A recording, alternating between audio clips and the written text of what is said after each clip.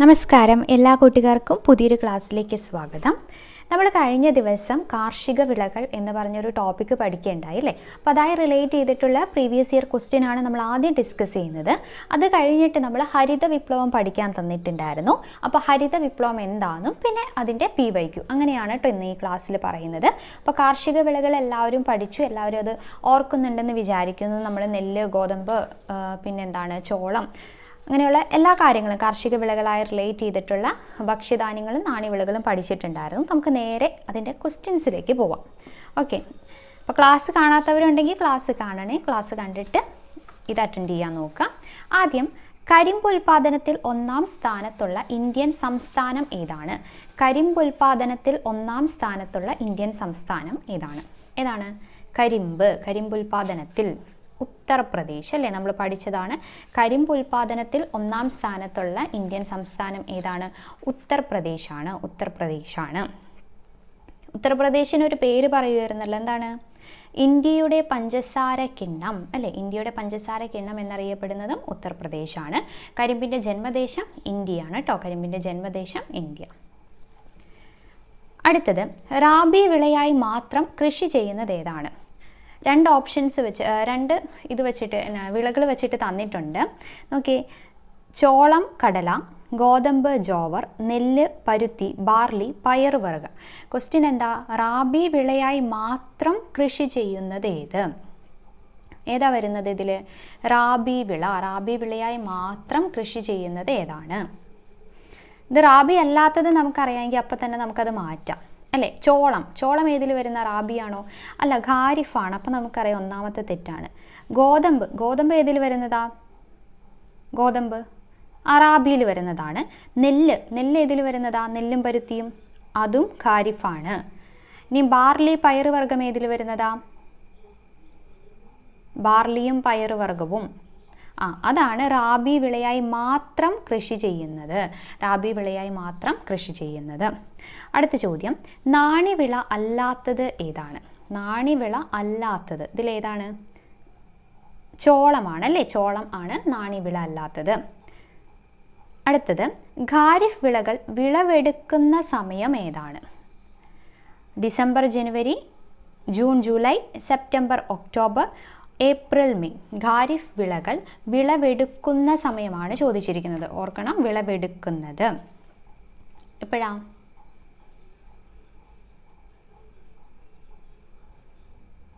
September, October. Option C, September, ഒക്ടോബറിലാണ് വിളവ് എടുക്കുന്നത് കേട്ടോ. വിളവെടുക്കുന്നത്. അങ്ങനെയാണെങ്കിൽ നവംബർ മുതൽ മാർച്ച് വരെയുള്ള ഇന്ത്യയിലെ കാർഷിക വിള ഏതാ? നവംബർ മുതൽ മാർച്ച് വരെയുള്ള, അതായത് ശൈത്യകാലം മുതൽ വേനൽക്കാല ആരംഭം വരെയുള്ളത് ഏത് വിളയാണ്? അത് റാബിയാണ് അല്ലേ. അത് റാബിയാണ്. തൊട്ട് മുമ്പ് നമ്മൾ കണ്ടത് ഏതാ? ഖാരിഫാണ്. ഖാരിഫ് എന്ന് പറയുന്നത് ജൂൺ മുതൽ നവംബർ വരെയാണ്. അപ്പോൾ സെപ്റ്റംബർ, ഒക്ടോബർ, നവംബറിൻ്റെ പകുതിയൊക്കെ മൺസൂണിൻ്റെ ആരംഭം മുതൽ മൺസൂണിൻ്റെ അവസാനം വരെയാണത്. അടുത്ത ചോദ്യം, ബ്രിട്ടീഷ് ഭരണത്തിൽ കൂടുതൽ വില ലഭിക്കുന്ന കാർഷിക വിളകളും അത് കൂടുതലായി കൃഷി ചെയ്തിരുന്ന ഇന്ത്യൻ പ്രദേശങ്ങളും കണ്ടെത്തുക. മാച്ച് ദ ഫോളോയിങ് ആണ് ഇവിടെ ഉദ്ദേശിച്ചിട്ടുള്ളത്. അപ്പോൾ കരിമ്പ്, തേയില, ചണം, ഗോതമ്പ്. പിന്നെ റൈറ്റ് സൈഡിൽ പഞ്ചാബ്, ബംഗാൾ, ഉത്തർപ്രദേശ്, ആസാം. അപ്പം നമുക്ക് എങ്ങനെ മാച്ച് ചെയ്യാം? ഏറ്റവും കൂടുതൽ വില ലഭിക്കുന്ന കാർഷിക വിളകളും അത് കൂടുതലായി കൃഷി ചെയ്തിരുന്ന ഇന്ത്യൻ പ്രദേശവും. കരിമ്പ് എവിടെയാണ്? നമ്മൾ ഏറ്റവും ആദ്യം തന്നെ പഠിച്ച ക്വസ്റ്റ്യൻ ആണ്. കരിമ്പ് ഉത്തർപ്രദേശ് അല്ലേ. തേയില നമുക്കറിയാം എവിടെയാണ്? ആസാമാണ്. തേയില ആസാം. ചണം ബംഗാളാണ്. ചണം വെസ്റ്റ് ബംഗാൾ. ഗോതമ്പ് പഞ്ചാബ്. സിമ്പിൾ അല്ലേ. അടുത്ത ചോദ്യം, റാബി വിളയിൽ ഉൾപ്പെടാത്തത് ഏത്? കരിമ്പ്, ഗോതമ്പ്, പുകയില, കടുക്. റാബി വിളയിൽ ഉൾപ്പെടാത്തത് ഏതാണിതിൽ? റാബി വിളയിൽ ഉൾപ്പെടാത്തത് കരിമ്പാണ് അല്ലേ. കരിമ്പ് എന്ന് പറയുന്ന ഏത് വിളയാണ്? ഖാരിഫാണ്. കരിമ്പ്, നെല്ല്, ചോളം, പരുത്തി അതൊക്കെ ഇതിൽ വരുന്നതാണ്? ഖാരിഫ് വിളയിൽ വരുന്നതാണ്. ഇനിയും നെൽകൃഷിയുമായി ബന്ധപ്പെട്ട പ്രസ്താവനകൾ തിരഞ്ഞെടുക്കുക. 4 പ്രസ്താവനകൾ തന്നിട്ടുണ്ട്. അതിൽ നെൽകൃഷിയുമായി ബന്ധപ്പെട്ടതാണ് തിരഞ്ഞെടുക്കാൻ പറഞ്ഞത്. ഇത് SSLC നമ്മുടെ VFAയിൽ ചോദിച്ച മെയിൻസിന് ചോദിച്ചതാണ് കേട്ടോ. നോക്കാം. ഇന്ത്യയിലെ മുഖ്യ വിളകളിൽ ഒന്നാണ് നെല്ല്. നെൽകൃഷിയുമായി ബന്ധപ്പെട്ട് ശരിയായ പ്രസ്താവന. അപ്പോൾ നോക്കിയേ, ഇന്ത്യയിലെ മുഖ്യ വിളകളിൽ ഒന്നാണ് നെല്ല്. ശരിയല്ലേ? അതെ. ഇനി ഒരു ഖാരിഫ് വിളയാണ്, അതും ശരിയാണ്. ഉയർന്ന താപനിലയും ധാരാളം മഴ ലഭിക്കുന്ന ഭാഗങ്ങളിലും കൃഷി ചെയ്യുന്നു.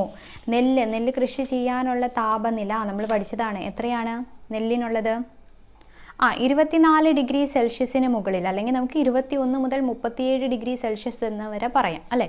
ഇപ്പോൾ 24 ഡിഗ്രി സെൽഷ്യസിന് മുകളിലാണ് നെൽകൃഷിക്ക് വേണ്ട താപനില. മഴയാണെങ്കിലോ 150 സെൻറ്റിമീറ്ററിൽ കൂടുതൽ മഴ വേണം. അപ്പോൾ ഉയർന്ന താപനിലയും ധാരാളം മഴ ലഭിക്കുന്ന ഭാഗങ്ങളിലും കൃഷി ചെയ്യുന്നു, അതും കറക്റ്റാണ്. ഇനി എക്കൽ മണ്ണാണ് അനുയോജ്യം. എക്കൽ മണ്ണ്, നെൽകൃഷിക്ക് ഏറ്റവും അനുയോജ്യമായ മണ്ണ് ഏതാണ്? എക്കൽ മണ്ണാണ്. അപ്പോൾ അത് 4ഉം ശരിയാണ് കേട്ടോ. അപ്പോൾ ഈ പ്രസ്താവനയുടെ താഴെ ഓപ്ഷൻസ് ആയിട്ട് A and B, all the above അങ്ങനെയൊക്കെ ആയിരുന്നു. അപ്പോൾ 4ഉം കറക്റ്റാണ്. അടുത്തത് ചേരുംപടി ചേർക്കുക. ലെഫ്റ്റ് സൈഡിൽ എന്തൊക്കെയാണെന്ന് നോക്കി. Universal fibre, zaid, rabi, Oryza sativa. Right സൈഡിൽ നെല്ല്, പരുത്തി, പഴം, ഗോതമ്പ്. ഏതൊക്കെ വരും? യൂണിവേഴ്സൽ ഫൈബർ എന്നറിയപ്പെടുന്നത് ഏതാണ്? യൂണിവേഴ്സൽ ഫൈബർ എന്നറിയപ്പെടുന്നത് പരുത്തി. ചണത്തിന് നമ്മൾ എന്ത് പറഞ്ഞു? ചണം പണമായിട്ട് ഓർത്ത് വെച്ചാൽ മതി എന്ന് ഞാൻ പറഞ്ഞിരുന്നു. യൂണിവേഴ്സൽ ഫൈബർ എപ്പോഴും ചോദിക്കാറുള്ള യൂണിവേഴ്സൽ ഫൈബർ എന്നറിയപ്പെടുന്നത് എന്താണ് യൂണിവേഴ്സൽ ഫൈബർ എന്നറിയപ്പെടുന്നത്? പരുത്തിയാണ് യൂണിവേഴ്സൽ ഫൈബർ എന്നറിയപ്പെടുന്നത്. ഗോൾഡൻ ഫൈബർ എന്നറിയപ്പെടുന്നത് ഏതാ? ഗോൾഡൻ, അതാണ് ചണം. അപ്പോൾ ഗോൾഡും പണവും എന്ന് ഓർത്ത് വെച്ചാൽ മതി കേട്ടോ. അപ്പോൾ യൂണിവേഴ്സൽ ഫൈബർ പരുത്തി.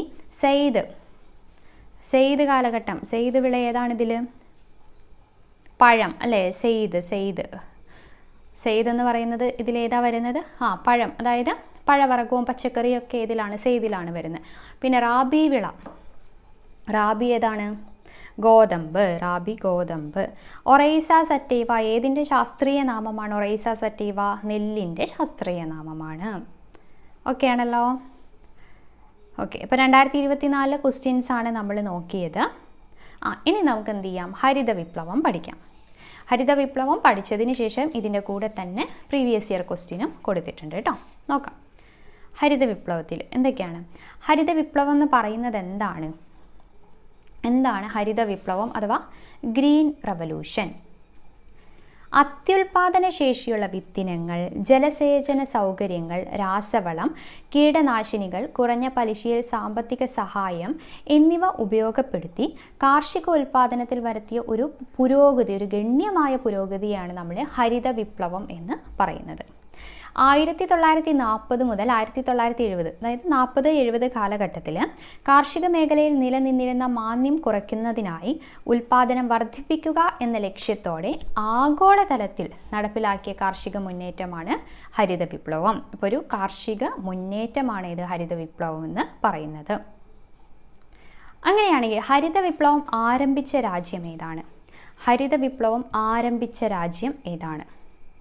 മെക്സിക്കോയാണല്ലേ. മെക്സിക്കോ. ഹരിത വിപ്ലവം ആരംഭിച്ചത് മെക്സിക്കോ. എല്ലാവരും പഠിച്ചിട്ടുണ്ടല്ലോ അല്ലേ ഇത്.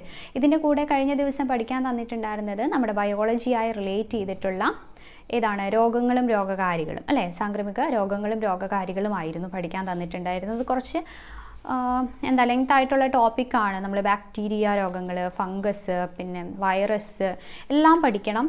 രോഗങ്ങൾ ഏതൊക്കെയാണ്? ഇപ്പം 4 തന്നിട്ട് ഇതിൽ വൈറസ് രോഗമല്ലാത്തത് ഏത്? അപ്പോൾ ഡീറ്റെയിൽ ആയി തന്നെ പഠിക്കാനുള്ളതുകൊണ്ടാണ് 2 ദിവസം തന്നത്. ചില കൊച്ചുങ്ങൾ പഠിച്ച് തീർന്നില്ല എന്നും പറഞ്ഞിട്ടുണ്ടായിരുന്നു. അപ്പോൾ കുറച്ച് വലിയ ടോപ്പിക്കാണ് എങ്കിലും നമുക്ക് എന്തായാലും അതിൽ നിന്ന് ചോദ്യം വരും, അതുകൊണ്ടാണ് അത് തന്നത് കേട്ടോ. അപ്പോൾ ബാക്ടീരിയ, വൈറസ്, ഫംഗസ്, പിന്നെ അതിൻ്റെ കൂടെ നമുക്ക് കോവിഡ് അല്ലേ, COVID-19 അതിൻ്റെ ഒപ്പം തന്നെ നോക്കാം. പിന്നെ രോഗം ബാധിക്കുന്ന ശരീരഭാഗങ്ങൾ, അത് ബാധിക്കുന്ന ശരീരഭാഗങ്ങൾ, രോഗത്തിൻ്റെ അപരനാമങ്ങൾ, കുറേ കാര്യങ്ങളുണ്ട് ആ ഒരു ടോപ്പിക്ക് പഠിക്കാനായിട്ട്. അപ്പോൾ അതിൽ സാംക്രമിക രോഗങ്ങളാണ് കേട്ടോ ഇത്രയും കാര്യങ്ങൾ പഠിക്കാം. ജനിതക രോഗങ്ങൾ അങ്ങനെയൊക്കെയുള്ള നമുക്ക് പിന്നെ സമയം പോലെ പഠിക്കാം. ഓക്കെ, ഇതിൻ്റെ ഈ രോഗങ്ങളും രോഗകാരികളും നമ്മൾ നാളെ രാവിലത്തേക്ക് അപ്ലോഡ് ചെയ്യാം കേട്ടോ. അപ്പോൾ ഹരിത വിപ്ലവം ആരംഭിച്ച രാജ്യം ഏതാണ്? മെക്സിക്കോ. ഹരിത വിപ്ലവത്തിൻ്റെ പിതാവ് ആരാണ്? ഹരിത വിപ്ലവത്തിൻ്റെ പിതാവ് നോർമൻ ബോർലോഗ് ആണ് അല്ലേ, നോർമൻ ബോർലോഗ് ആണ്. ഹരിത വിപ്ലവത്തിൻ്റെ പിതാവ് ആരാണ്? Norman Borlaug. നോർമൻ ബോർലോഗ് ഹരിത വിപ്ലവത്തിൻ്റെ പിതാവ് നോർമൻ ബോർലോഗ്. അങ്ങനെയാണെങ്കിൽ ഈ ബോർലോഗ് അവാർഡ് നൽകുന്ന മേഖല ഏതായിരിക്കും? കണക്ട് ചെയ്ത് പഠിക്കാമല്ലോ. ബോർലോഗ് അവാർഡ് നൽകുന്ന മേഖല ഏതാണ്? കാർഷിക രംഗമാണ്. കാർഷിക രംഗം. അപ്പോൾ ഹരിത വിപ്ലവം ആരംഭിച്ച രാജ്യം മെക്സിക്കോയാണ്. ഹരിത വിപ്ലവത്തിൻ്റെ പിതാവ് എന്നറിയപ്പെടുന്ന നോർമൻ ബോർലോഗ് ആണ്. ബോർലോഗ് അവാർഡ് ഏത് മേഖലയുമായി ബന്ധപ്പെട്ടിരിക്കുന്നു? കാർഷിക മേഖലയുമായി ബന്ധപ്പെട്ടിരിക്കുന്നു. ഇനി സമാധാനത്തിനുള്ള നോബൽ സമ്മാനം നേടിയ കൃഷി ശാസ്ത്രജ്ഞൻ ആരാണ്? സമാധാനത്തിനുള്ള നോബൽ സമ്മാനം നേടിയ കൃഷി ശാസ്ത്രജ്ഞനാണ് നോർമൻ ബോർലോഗ് കേട്ടോ. സമാധാനത്തിനുള്ളത് നേടിയത് നോർമൻ ബോർലോഗ് ആണ്. ഏത് വർഷമാണെന്ന് ചോദിച്ചാൽ 1970-ലാണ്. 1970 ഹൈ ഈൽഡിങ് വെറൈറ്റീസ് ആണ് അദ്ദേഹം കണ്ടുപിടിച്ചത് കേട്ടോ. അങ്ങനെയുള്ളതിന് 1970-ലാണ് നോർമൻ ബോർലോഗിന് സമാധാനത്തിലുള്ള നോബൽ സമ്മാനം ലഭിച്ചത്. അങ്ങനെയാണെങ്കിൽ ഹരിത വിപ്ലവം എന്ന പദം ആദ്യമായി ഉപയോഗിച്ചത് ആരാണ്? ഹരിത വിപ്ലവം എന്ന പദം ആദ്യമായി ഉപയോഗിച്ചത് ആരാന്ന് ചോദിച്ചാൽ അത് നോർമൻ ബോർലോഗ് അല്ല. ആരാണ്? വില്യം ഗൗഡ് ആണ് കേട്ടോ. ആരാണ്? വില്യം ഗൗഡാണ്. ഹരിത വിപ്ലവം എന്ന പദം ആദ്യമായി ഉപയോഗിച്ചത് വില്യം ഗൗഡ്. ഹരിത വിപ്ലവത്തിൻ്റെ ഏഷ്യൻ ഭവനം എന്നറിയപ്പെടുന്നത് ഏത് സ്ഥലമാണ്? ഫിലിപ്പൈൻസ് ആണ്. ഹരിത വിപ്ലവത്തിൻ്റെ ഏഷ്യൻ ഭവനം എന്നറിയപ്പെടുന്നത് ഫിലിപ്പൈൻസ് ആണ്. എല്ലാം പഠിച്ചിട്ടുണ്ടായിരിക്കുമല്ലോ അല്ലേ, അതുകൊണ്ടാണ് ഈ ക്വസ്റ്റ്യൻ ആൻസർ എന്ന രീതിയിൽ പറഞ്ഞു പോകുന്നത്. അപ്പോൾ ഹരിത വിപ്ലവത്തിൻ്റെ ഏഷ്യൻ ഭവനം ഏതാണ്? ഫിലിപ്പൈൻസ് ആണ്.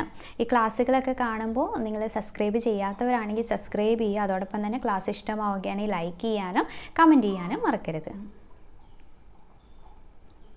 അടുത്ത ചോദ്യം എന്താ? ഹരിത വിപ്ലവത്തിലൂടെ ഏറ്റവും കൂടുതൽ ഉൽപ്പാദനം ഉണ്ടായ കാർഷിക വിള ഏതാണ്? ഹരിത വിപ്ലവത്തിലൂടെ ഏറ്റവും കൂടുതൽ ഉൽപ്പാദനമുണ്ടായ കാർഷിക വിള ഏതാണ്? ഗോതമ്പാണ്. ഏതാണ്? ഗോതമ്പ്. ഏറ്റവും കൂടുതൽ ഉൽപ്പാദനമുണ്ടായ കാർഷിക വിള ഗോതമ്പാണ്. ഹരിത വിപ്ലവത്തിലൂടെ പ്രധാനമായും സ്വയം പര്യാപ്തത കൈവരിച്ച ഭക്ഷ്യധാന്യങ്ങൾ ഏതൊക്കെയാണ്? ഗോതമ്പ് എന്തായാലും ഉണ്ടാവും. പിന്നെ ആരാണ് ഒരെണ്ണം? അരി. ഗോതമ്പും അരിയുമാണ്. അരിയും ഗോതമ്പുമാണ് കേട്ടോ. അരിയും ഗോതമ്പും. ഹരിത വിപ്ലവത്തിൻ്റെ നേട്ടങ്ങളിൽ പ്രധാനമായി നമുക്ക് എന്തൊക്കെ കാര്യങ്ങൾ പറയാൻ പറ്റും? ഒന്ന് ആലോചിച്ച് നോക്കിയേ. എന്താണ് ഹരിത വിപ്ലവത്തിൻ്റെ നേട്ടങ്ങളിൽ വരുന്നത്? ഭക്ഷ്യധാന്യങ്ങളുടെ ഉൽപ്പാദനത്തിൽ നമ്മൾ സ്വയം പര്യാപ്തത കൈവരിച്ചു അല്ലേ. പിന്നെയോ വിദേശ ആശ്രയത്വം ഇല്ലാതാക്കി. ഇറക്കുമതിയൊക്കെ കുറയ്ക്കാൻ സാധിച്ചു അല്ലേ. അതൊക്കെയല്ലേ പ്രധാനമായിട്ടുള്ളത്. നമുക്കത് ക്വസ്റ്റ്യൻ വരുന്നുണ്ട് കേട്ടോ. ഇതെന്തായാലും പഠിച്ചു വയ്ക്കണേ. ക്വസ്റ്റ്യനും കൂടി വരുന്നുണ്ട്. ഇനി ഹരിത വിപ്ലവത്തിൻ്റെ ഒന്നാം ഘട്ടം ഇന്ത്യയിൽ അറിയപ്പെട്ടത് ഏത് പേരിലാണ്? ഹരിത വിപ്ലവത്തിൻ്റെ ഒന്നാം ഘട്ടം ഇന്ത്യയിൽ അറിയപ്പെട്ടത് ഗോതമ്പ് വിപ്ലവം എന്നാണ്. ഗോതമ്പിനായിരുന്നു ആ സമയത്ത് പ്രാധാന്യം കൊടുത്തിരുന്നത്. അതുകൊണ്ട് ഗോതമ്പ് വിപ്ലവം എന്നാണ് ഹരിത വിപ്ലവത്തിൻ്റെ ഒന്നാം ഘട്ടം ഇന്ത്യയിൽ അറിയപ്പെട്ടത്. ഇന്ത്യയിൽ ഹരിത വിപ്ലവം ആരംഭിച്ചതെന്നാണ്? ഇതിന് 1965, 66 എന്നും പറയുന്നുണ്ട്. ചിലതിൽ 1967, 68 എന്നും പറയുന്നുണ്ട് കേട്ടോ. അതൊന്ന് ശ്രദ്ധിക്കണേ. ഇന്ത്യൻ ഹരിത വിപ്ലവത്തിൻ്റെ പിതാവ് ആരാണ്? ഇന്ത്യൻ ഹരിത വിപ്ലവത്തിൻ്റെ പിതാവ് MS സ്വാമിനാഥൻ അല്ലേ. മങ്കൊമ്പ് സാംബശിവൻ സ്വാമിനാഥൻ.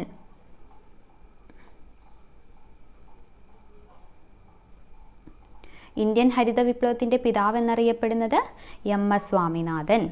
അങ്ങനെയാണെങ്കിൽ അദ്ദേഹം നിർമ്മിച്ച അത്യുൽപാദന ശേഷിയുള്ള വിത്തിനങ്ങൾ ഏതൊക്കെയാണ്? MS സ്വാമിനാഥൻ നിർമ്മിച്ച അത്യുൽപാദന ശേഷിയുള്ള വിത്തിനങ്ങൾ ഏതൊക്കെയാണ്? സൊണോറ 64, സൊണോറ 64, പിന്നെയോ Lerma Rojo 64. Okay. Sonora 64, Lerma Rojo 64. ഇത് രണ്ടുമാണ് MS സ്വാമിനാഥൻ നിർമ്മിച്ച അത്യുൽപാദന ശേഷിയുള്ള വിത്തിനങ്ങൾ. ഇന്ത്യൻ ഹരിത വിപ്ലവത്തിന് എത്ര ഘട്ടങ്ങളുണ്ടായിരുന്നു? ഇന്ത്യൻ ഹരിത വിപ്ലവത്തിന് പ്രധാനമായി 2 ഘട്ടങ്ങളാണ് ഉണ്ടായിരുന്നത് അല്ലേ? ഇന്ത്യൻ ഹരിത വിപ്ലവത്തിന് ഏതൊക്കെയാണ്? അതിൽ ഒന്നാം ഘട്ടം എന്ന് പറയുന്നത് 1960 മുതൽ 70 വരെയും, രണ്ടാം ഘട്ടം 1970 മുതൽ 80 വരെയുമായിരുന്നു. അതിൽ ഒന്നാം ഘട്ടത്തിന് നമ്മൾ ഒരു പേര് പറഞ്ഞിരുന്നു. എന്താണ് ഒന്നാം ഘട്ടത്തിൻ്റെ പേര് പറഞ്ഞത്? ഗോതമ്പ് വിപ്ലവം എന്നും അറിയപ്പെട്ടത്. ഹരിത വിപ്ലവത്തിൻ്റെ ഒന്നാം ഘട്ടം ഇന്ത്യയിൽ അറിയപ്പെട്ടിരുന്നത് എന്താണ്? ഗോതമ്പ് വിപ്ലവം എന്നായിരുന്നു. അപ്പോൾ ഒന്നാം ഘട്ടം 60-70, രണ്ടാം ഘട്ടം 70-80. ഇതിൽ ആദ്യ ഘട്ടത്തിൽ പഞ്ചാബ്, തമിഴ്നാട്, ആന്ധ്രാപ്രദേശ് ആ സ്ഥലങ്ങളിൽ മാത്രമാണ് ഇവിടെ ഹരിത വിപ്ലവവുമായി റിലേറ്റ് ചെയ്ത കാര്യങ്ങൾ നടത്തിയത്. ആദ്യത്തേൽ ഏതൊക്കെയാണ്? പഞ്ചാബ്, തമിഴ്നാട്, ആന്ധ്രാപ്രദേശ് കേട്ടോ, അത് ഓർത്ത് വയ്ക്കണേ. ആദ്യഘട്ടത്തിൽ ഏതൊക്കെയാണ്? അതിവിടെ കൊടുത്തിട്ടുണ്ട്. പഞ്ചാബ്, തമിഴ്നാട്, ആന്ധ്രാപ്രദേശ്. ആദ്യഘട്ടത്തിൽ പഞ്ചാബ്, തമിഴ്നാട്, ആന്ധ്രാപ്രദേശ് എന്നിവിടങ്ങളിൽ മാത്രം ഒതുങ്ങി. ഇനി എന്തൊക്കെയാണ് ഇതിൻ്റെ പ്രധാന ഘടകങ്ങൾ? അതായത് ഹരിത വിപ്ലവവുമായി റിലേറ്റ് ചെയ്ത പ്രധാന ഘടകങ്ങൾ എന്തൊക്കെ കാര്യങ്ങളാണ് ശ്രദ്ധിച്ചിരുന്നതെന്ന് നോക്കാം. ആദ്യം കൊടുത്തിരിക്കുന്നത് എന്താണ്?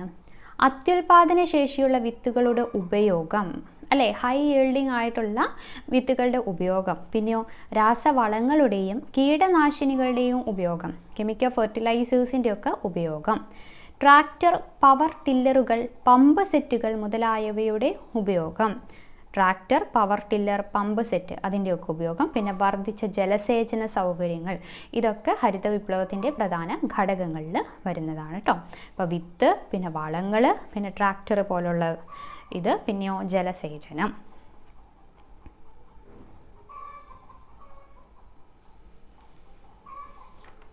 ഇനി ഹരിത വിപ്ലവ കാലത്ത് ഇന്ത്യയിൽ വികസിപ്പിച്ചെടുത്ത അത്യുൽപാദന ശേഷിയുള്ള ഗോതമ്പിനങ്ങൾ ഏതൊക്കെയാണ്?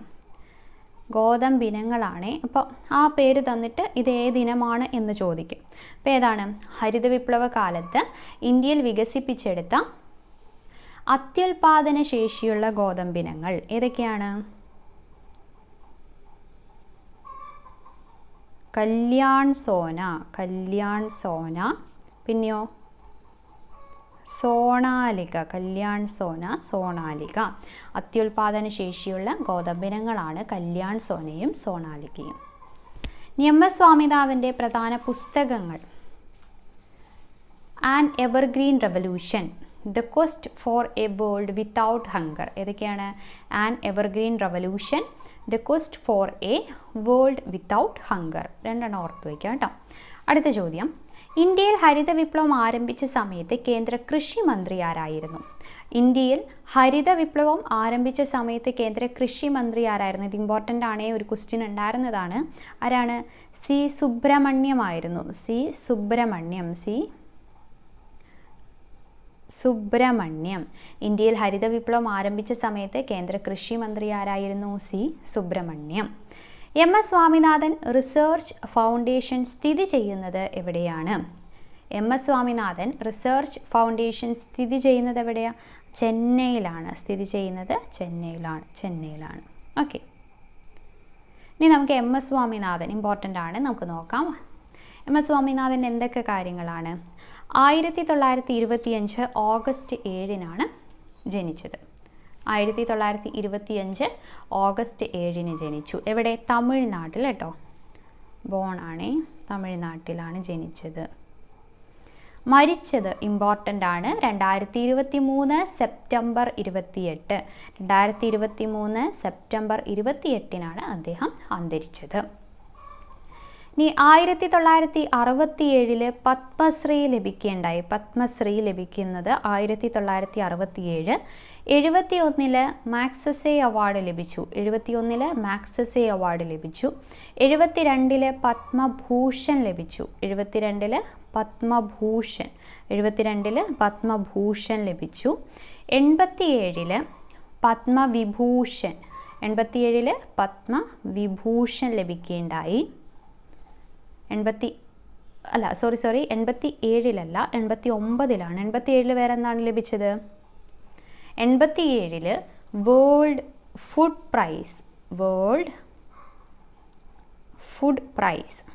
വേൾഡ് ഫുഡ് പ്രൈസ് നേടിയ ആദ്യ ഇന്ത്യക്കാരൻ ആരാണ്? MS സ്വാമിനാഥനാണ്.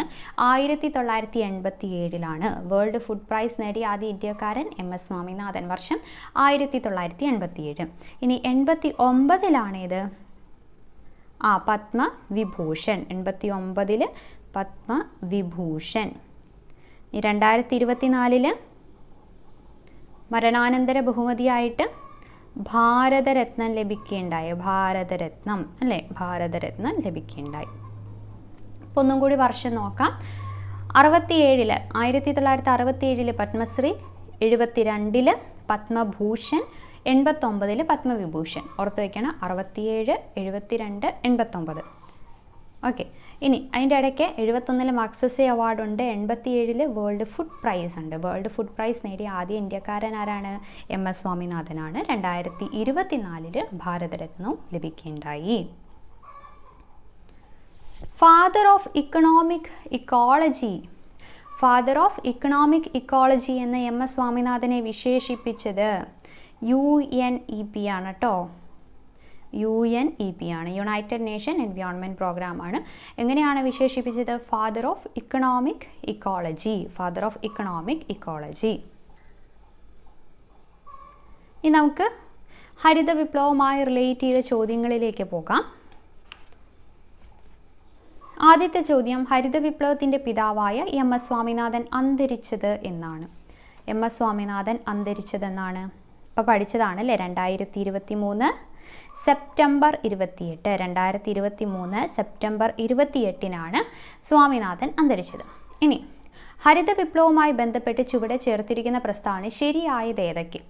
4 പ്രസ്താവനകൾ തന്നിട്ടുണ്ട്. നമുക്ക് ഓരോന്നും വായിച്ചിട്ട് അപ്പം തന്നെ ശരിയാണോ തെറ്റാണോ നോക്കാം. അപ്പോൾ ശ്രദ്ധിച്ചിരിക്കണം കേട്ടോ. ഒന്നാമത്തേത്, ഭക്ഷ്യധാന്യങ്ങളുടെ കാര്യത്തിൽ ഇന്ത്യ സ്വയം പര്യാപ്തത നേടി. ശരിയാണോ? ശരിയായതാണ് നമ്മളോട് ചോദിച്ചിട്ടുള്ളത് കേട്ടോ. അപ്പോൾ ഭക്ഷ്യധാന്യങ്ങളുടെ കാര്യത്തിൽ ഇന്ത്യ സ്വയം പര്യാപ്തത നേടി, അത് ശരിയാണ്. ഡോക്ടർ MS സ്വാമിനാഥൻ ഇന്ത്യൻ ഹരിത വിപ്ലവത്തിൻ്റെ പിതാവ് എന്നറിയപ്പെടുന്നു, അതും ശരിയാണ്. ഭക്ഷ്യധാന്യങ്ങളുടെ ഇറക്കുമതിയിലുള്ള ആശ്രയത്വം കുറഞ്ഞു. ഇറക്കുമതി കുറഞ്ഞു. ശരിയാണോ? ശരിയാണ്. ഇന്ത്യയിൽ ഹരിത വിപ്ലവം പ്രധാനമായും ഗോതമ്പ്, അരി എന്നീ ഭക്ഷ്യധാന്യങ്ങൾക്ക് ഊന്നൽ നൽകി, അതും കറക്റ്റാണ്. അപ്പം ഈ 4 ഓപ്ഷനും കറക്റ്റാണ് കേട്ടോ. അടുത്ത ചോദ്യം, ഇന്ത്യയിലെ കാർഷികോൽപാദനം വർദ്ധിപ്പിക്കാൻ നിത്യഹരിത വിപ്ലവം. എന്താണ് നിത്യഹരിത വിപ്ലവം? നിത്യഹരിത വിപ്ലവം എന്ന ആശയം അവതരിപ്പിച്ചത് ആരാണ്? ഇന്ത്യയിലെ കാർഷികോൽപാദനം വർദ്ധിപ്പിക്കുവാൻ നിത്യഹരിത വിപ്ലവം എന്ന ആശയം അവതരിപ്പിച്ചത് ആരാണ്? ആരാണ്? MS സ്വാമിനാഥനാണ്. MS സ്വാമിനാഥനാണ്. ഹരിത വിപ്ലവവുമായി ബന്ധപ്പെട്ട് ശരിയായ പ്രസ്താവന. അടുത്ത ശരിയായത് കണ്ടുപിടിക്കാനാണ്. നമുക്ക് നോക്കാം. 3 പ്രസ്താവന തന്നിട്ടുണ്ട് കേട്ടോ. ഇത് 2024 ചോദ്യങ്ങളാണ് കേട്ടോ നമ്മളിപ്പോൾ നോക്കുന്നത്. ഫയർ ആൻഡ് റെസ്ക്യൂവിൻ്റെ ചോദ്യമായിരുന്നു. ഒന്നാമത്തെ പ്രസ്താവന എന്താണ്? ബഫർ സ്റ്റോക്ക് സൃഷ്ടിക്കുന്നതിന് ആവശ്യമായ ഭക്ഷ്യധാന്യങ്ങൾ സംഭരിക്കുവാൻ ഗവൺമെൻറ്റിന് സാധിച്ചു. ബഫർ സ്റ്റോക്ക് സൃഷ്ടിക്കുന്നതിന് ആവശ്യമായ ഭക്ഷ്യധാന്യങ്ങൾ സംഭരിക്കുവാൻ ഗവൺമെൻറ്റിന് സാധിച്ചു. ശരിയാണോ? ശരിയാണ്. അടുത്തത്, പാവപ്പെട്ടവർക്ക് ഗുണകരമായ വിധത്തിൽ ഭക്ഷ്യധാന്യങ്ങളുടെ വില കുറഞ്ഞു. പാവപ്പെട്ടവർക്ക് ഗുണകരമായ വിധത്തിൽ ഭക്ഷ്യധാന്യങ്ങളുടെ വില കുറഞ്ഞു, അതും ശരിയാണ്. ഇനി സമ്പന്ന കർഷകരും ദരിദ്ര കർഷകരും തമ്മിലുള്ള അന്തരം വർദ്ധിച്ചു. ശരിയാണോ? അതും ശരിയാണ് അല്ലേ. ഹരിത വിപ്ലവം നടക്കുന്ന സമയത്ത് നമുക്കറിയാം, ഇപ്പോൾ ഒരു ചെറിയൊരു പാടം അങ്ങനെയൊക്കെയുള്ള ചെറിയ കർഷകരിലേക്കാളും കൂടുതലായിട്ട് വലിയ കർഷകർക്ക്, ഇപ്പോൾ കുറേ ഏക്കർ പാടമുള്ളവർക്ക്, പിന്നെ എല്ലാ സൗകര്യങ്ങളും ട്രാക്ടർ അങ്ങനെയുള്ള സൗകര്യങ്ങൾ, രാസവളങ്ങൾ വാങ്ങാനുള്ള ഇത് അങ്ങനെയൊക്കെ അതൊക്കെ കുറച്ച് പൈസ ഉള്ളവർക്കല്ലേ, സമ്പന്ന കർഷകർക്കല്ലേ അതൊക്കെ പറ്റുന്നത്. അപ്പോൾ അങ്ങനെ വന്നപ്പോൾ ദരിദ്ര കർഷകരും ഈ സമ്പന്ന കർഷകരും തമ്മിലുള്ള അന്തരം എന്ത് ചെയ്തു? വർദ്ധിക്കുകയുണ്ടായി. അപ്പോൾ ഈ 3 സ്റ്റേറ്റ്മെൻറ്റും കറക്റ്റാണ് കേട്ടോ. അടുത്ത ചോദ്യം, ഹരിത വിപ്ലവത്തിൻ്റെ ഏഷ്യൻ ഭവനം എന്നറിയപ്പെടുന്ന രാജ്യം. നമ്മൾ തൊട്ട് മുമ്പ് പഠിച്ചതാണ്. ഏതാണ്? ഹരിത വിപ്ലവത്തിൻ്റെ ഏഷ്യൻ ഭവനം എന്നറിയപ്പെടുന്ന രാജ്യം ഏതായിരുന്നു? ഫിലിപ്പീൻസ്. ഫിലിപ്പീൻസ് ആണേ. ഫിലിപ്പീൻസ്.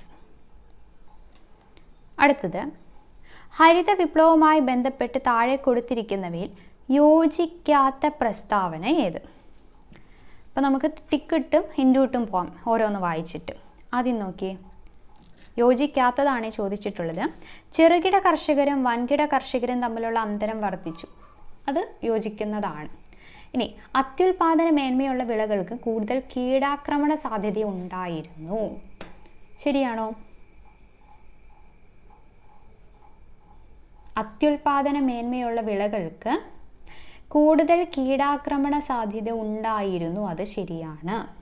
ഇനി ഹരിത വിപ്ലവത്തിൻ്റെ രണ്ടാം ഘട്ടം 1970-ൻ്റെ പകുതി മുതൽ 80-ൻ്റെ പകുതി വരെയാണ്. അതും ശരിയാണ്. ഇവയൊന്നുമല്ല. അപ്പോൾ ആൻസർ ഏതാ വരുന്നത്? ഇവയൊന്നുമല്ല അല്ലേ? ബാക്കി മൂന്നും ശരിയാണ്. നമ്മളോട് ചോദിച്ചിട്ടുള്ളത് യോജിക്കാത്തതാണ് ചോദിച്ചിട്ടുള്ളത്. അപ്പോൾ ഇവയൊന്നുമല്ലയാണ് വരുന്നത്. അടുത്ത ചോദ്യം, 2023 സെപ്റ്റംബറിൽ അന്തരിച്ച ഇന്ത്യൻ ഹരിത വിപ്ലവത്തിൻ്റെ പിതാവ് എന്നറിയപ്പെട്ട പ്രശസ്തനായ കാർഷിക ശാസ്ത്രജ്ഞൻ ആരാണ്? MS സ്വാമിനാഥനാണ്. MS സ്വാമിനാഥൻ. അടുത്തത്, ഹരിത വിപ്ലവത്തിൻ്റെ നേട്ടങ്ങളിൽ ഉൾപ്പെടാത്തത്. ഇവിടെ ശ്രദ്ധിക്കണം, നേട്ടങ്ങളിൽ ഉൾപ്പെടാത്തതെന്നാണ് പറഞ്ഞിട്ടുള്ളത്. അത് പിന്നെ ഹരിത വിപ്ലവവുമായി റിലേറ്റ് ചെയ്തതല്ല എന്നല്ല, നേട്ടങ്ങളിൽ ഉൾപ്പെടാത്തത്. നമുക്ക് നോക്കാം. ഭക്ഷ്യധാന്യങ്ങളുടെ ഉൽപ്പാദനം വർദ്ധിച്ചു. അത് നേട്ടമല്ലേ? അതെ. ഭക്ഷ്യധാന്യങ്ങളുടെ വില കുറഞ്ഞു. അതും നേട്ടമാണ്. വൻകിട കർഷകരും ചെറുകിട കർഷകരും തമ്മിലുള്ള അന്തരം വർദ്ധിച്ചു. അതും ശരിയാണ്. പക്ഷേ ഇത് നേട്ടമാണോ? അല്ല അല്ലേ? ഹരിത വിപ്ലവവുമായി റിലേറ്റ് ചെയ്തതാണ്, പക്ഷേ ഇതൊരു നേട്ടമായിട്ട് നമുക്ക് പറയാൻ പറ്റില്ല. അതൊരു ഡിസഡ്വാൻറ്റേജ് ആണ്. ഇനി ഭക്ഷ്യധാന്യങ്ങൾ കരുതൽ ശേഖരമായി സംഭരിക്കാൻ സാധിച്ചു. അതും ശരിയാണ്. അപ്പോൾ ഇതിലേതാ വരുന്നത്? ഓപ്ഷൻ സി ആണ് കേട്ടോ. നേട്ടങ്ങളിൽ ഉൾപ്പെടാത്തത് ഓപ്ഷൻ സി ആണ്. അടുത്ത ചോദ്യം നമ്മുടെ പ്രിസൺ ഓഫീസറിന് ചോദിച്ചതായിരുന്നു 2023 കേട്ടോ. ഇന്ത്യൻ ഹരിത വിപ്ലവവുമായി ബന്ധമില്ലാത്തത് ഏത്? MS സ്വാമിനാഥൻ. ബന്ധമുണ്ട്, നമുക്കറിയാമല്ലോ. ഇന്ത്യൻ ഹരിത വിപ്ലവവുമായി ബന്ധമില്ലാത്തതാണ് ചോദിച്ചിട്ടുള്ളത്. MS സ്വാമിനാഥൻ ഒബ്വിയസ്ലി ബന്ധമുണ്ട്. പിന്നെ ആരാണ്? ഉയർന്ന വിളവ് തരുന്ന വൈവിധ്യമാർന്ന വിളകൾ, high yielding varieties of crop. അതും കറക്റ്റാണ്. ഇനി C സുബ്രഹ്മണ്യൻ ആരാണ്? നമ്മൾ പഠിച്ചതായിരുന്നു, ഓർക്കുന്നുണ്ടോ? C സുബ്രഹ്മണ്യൻ ആരാണ്? കൃഷിമന്ത്രിയായിരുന്നു. ഇന്ത്യയിൽ ഹരിത വിപ്ലവം ആരംഭിച്ച സമയത്ത് കേന്ദ്ര കൃഷിമന്ത്രി ആരായിരുന്നു? C സുബ്രഹ്മണ്യൻ. അതും കറക്റ്റാണ്. അപ്പോൾ C സുബ്രഹ്മണ്യൻ അറിയില്ലാത്തവരാണെങ്കിൽ അവിടെ പെട്ടു. പക്ഷെ നമുക്കറിയാം. അടുത്ത ആൾ നോക്കിയ ഡോക്ടർ വർഗീസ് കുര്യൻ. വർഗീസ് കുര്യനാണ് ഹരിത വിപ്ലവവുമായി ബന്ധമില്ലാത്ത ധവള വിപ്ലവവുമായിട്ട് റിലേറ്റ് ചെയ്ത ആളാണ് ആര്? Doctor Varghese Kurian. Question okay അല്ലേ? ഓക്കെ. അപ്പോൾ ഇത്രയും കാര്യങ്ങളാണ് നമുക്ക് ഈ ഒരു ക്ലാസ്സിൽ പഠിക്കാനുള്ളൂ. അപ്പോൾ ഇതെല്ലാവരും കണ്ടിട്ട് അഭിപ്രായങ്ങൾ അറിയിക്കുക. പിന്നെ നാളത്തേക്ക് പഠിക്കാൻ തന്നിരുന്നത്, ഈ 2 ദിവസം പഠിക്കാൻ തന്നിരുന്നതും കൂടി പഠിക്കുക കേട്ടോ. അത് നമുക്ക് നാളെ രാവിലത്തേക്കൊക്കെ ആകുമ്പോഴത്തേക്കും അതിൻ്റെ ക്ലാസ്സും ചെയ്യാം. ഓക്കെ ആണല്ലോ? അപ്പോൾ അടുത്ത ക്ലാസ്സിൽ വീണ്ടും കാണാം. Thank you.